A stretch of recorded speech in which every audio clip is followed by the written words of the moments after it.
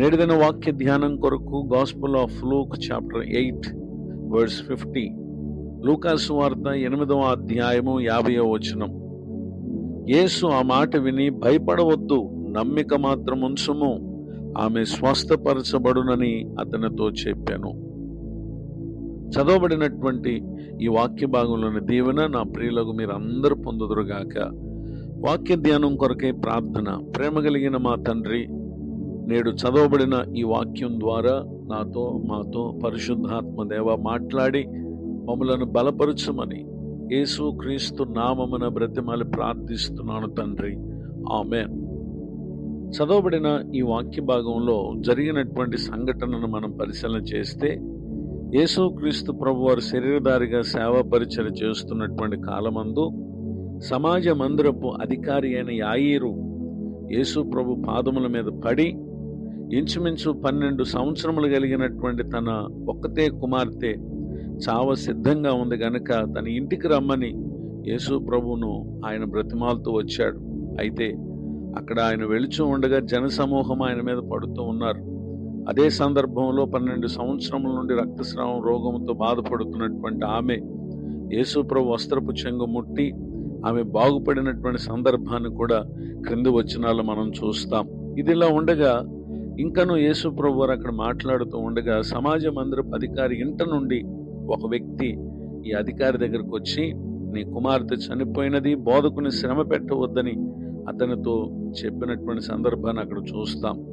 నిజమే, ఇక తాను అనుకున్నటువంటిది జరగకుండానే ఆ కుమార్తె తన ప్రాణం విడిచినటువంటి విషయాన్ని ఆ ఇంటి నుండి వచ్చినటువంటి వ్యక్తి చెప్పినప్పుడు యేసు ప్రభు వారు ఆ అధికారితో చెప్పినటువంటి మాట ఏంటంటే, భయపడవద్దు, నమ్మిక మాత్రం ఉంచుము.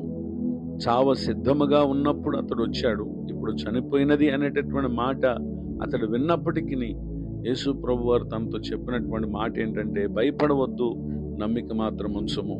వాస్తవానికి వచ్చినటువంటి ఆ వ్యక్తి కూడా ఇక బిడ్డ ప్రాణం విడిచింది గనక ఇంకా యేసు ప్రభును శ్రమ పెట్టవద్దని చెప్పి అతడు ఆ మాటను కూడా అధికారితో చెప్పినటువంటి ఆ సందర్భంలో యేసు ప్రభు వారు అంటున్నారు, భయపడవద్దు, నమ్మిక మాత్రం ఉంచుము, ఆమె స్వస్థపరచబడునని చెప్పి అతనితో చెప్పుటను మనం గమనించగలం. ఇంటికి వచ్చిన తర్వాత పేతురు, యోహాను, యాకోబు అనువారిని, ఆ చిన్నదాని తల్లిదండ్రులను తప్ప మరి ఎవ్వరిని ఆయన లోపలికి రానివ్వకుండా అక్కడ ఉన్నటువంటి వారందరూ కూడా రొమ్ము కొట్టుకొనొచ్చు ఏడ్చుచుండగా ఇప్పుడు ఆయన వారితో ఒక మాట చెప్తున్నారు. అదేంటంటే, ఏడవద్దు, ఆమె నిద్రించుచున్నదే గాని చనిపోలేదని యేసు ప్రభు వారు ఏడ్చే వారితో చెప్పిన ఆ సందర్భంలో అక్కడ ఉన్నటువంటి వారు ఆమె చనిపోయినని గుర్తించినటువంటి వారు గనుక యేసు ప్రభును అపహసించినటువంటి విషయాన్ని మనం చూస్తున్నాం. ఆ తర్వాత యేసు ప్రభు వారు ఆమె చేయి పట్టుకుని, చిన్నదానా లెమ్మని చెప్పగా ఆమె ప్రాణం తిరిగి వచ్చిన గనుక ఆమె వెంటనే లేచను అనేటటువంటి మాటను ఇక్కడ మనం చూస్తూ ఉన్నాం. ఈ మాటలు వింటున్నటువంటి నా ప్రియ సహోదరి సహోదరులు, మన ప్రభువైన యేసు క్రీస్తు వారి వద్దకు వచ్చిన తర్వాత సహజంగా మనం ఆశించే విధానంలో కొన్ని సందర్భాల్లో కార్యాలు జరగవచ్చు, జరగకపోవచ్చు. కానీ భయపడక ఆయన యందు మనం నమ్మిక ఉంచితే, నాడు ఆ ఇంట ఆ అధికారి ఏ విధమైనటువంటి ఆందోళన చెందక యేసు ప్రభు మాట విన్నాడు. ఎంత మాత్రం కూడా తిరిగి యేసు ప్రభుతో ఇక బిడ్డ చనిపోయిందని చెప్పి అతడు వెళ్ళిపోకుండా యేసు ప్రభు మాట చొప్పున ఆయనను వెంట పెట్టుకుని తీసుకుని వెళ్ళాడు. ఆశ్చర్యకరమైనటువంటి విషయాన్ని ఇక్కడ మనం చూస్తూ ఉన్నాం.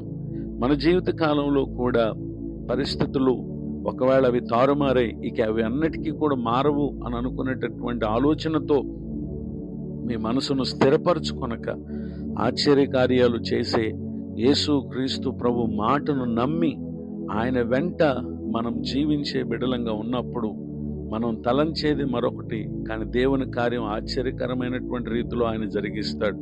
గనుక కృంగిపోక, అధైర్యపడక, భయపడక యేసు క్రీస్తునందు విశ్వాసం ఉంచి ఆయన ఎద్దుకు వచ్చి ఆయనను బ్రతిమాలుకునేటటువంటి ప్రతి ఒక్కరూ నిబ్బరమైనటువంటి మనసుతో, ఎట్నుంచి ఎన్ని రకాల వార్తలు మీ చెవిన పడినప్పటికీ, మీ తలంపులలో అపవాది పలు రీతులుగా మిమ్మలను అవిశ్వాసమునకు, సందేహానికి దారితీసేటటువంటి ఆలోచనలు పుట్టించినప్పటికీ యేసు క్రీస్తునందు నమ్మిక మాత్రం ఉంచండి.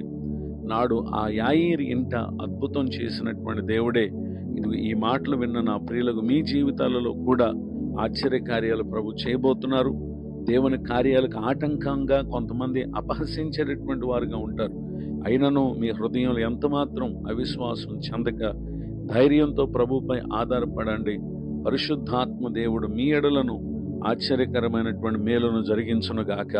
ఆమేన్. ప్రార్థన. ప్రేమ కలిగిన మా తండ్రి, మీకు వందనాలు.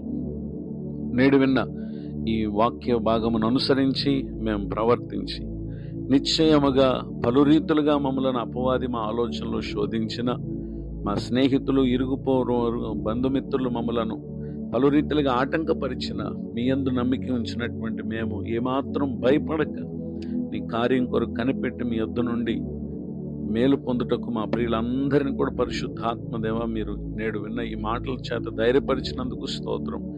దైవజనులను, వారి కుటుంబాన్ని, సేవా పరిచయను దీవించండి. మరొక నూతన సంవత్సర దయాకిరీటాన్ని పొందిన మా ప్రియులను కూడా మీరు ఆశీర్వదించండి. తమ ముందున్న కాలం అంతా మేలు కలుగు చేయమని యేసుక్రీస్తు నామములో ప్రార్థిస్తున్నాను తండ్రి. ఆమేన్. తండ్రి, కుమార, పరిశుద్ధాత్మ దేవుడు తోడే నడిపించునుగాక.